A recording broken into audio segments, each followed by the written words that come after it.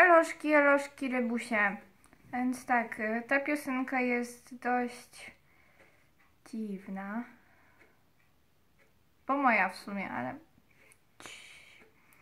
Istotny w niej jest tekst.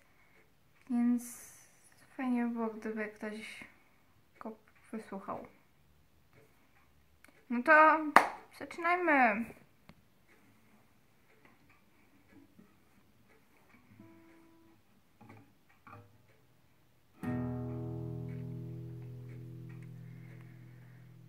Gdybym mogła być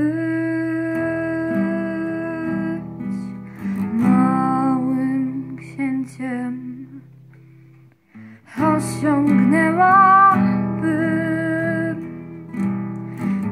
własne szczęście, tańcząc wokół nas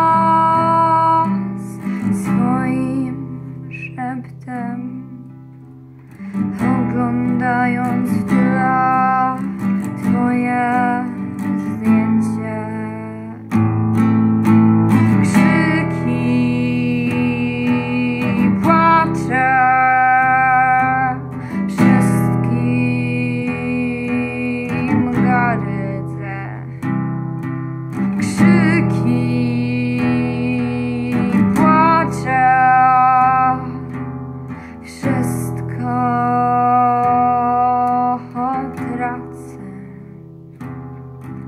Gdyby ktoś otworzyć chciał zmęczone już powieki, oddech złapał miarowy, kolor oczu przybrał matowy,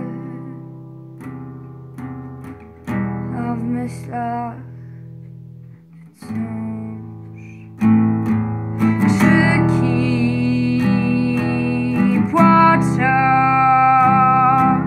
wszystkim gardzę.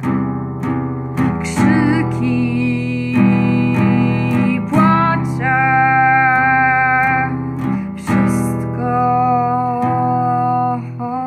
tracę.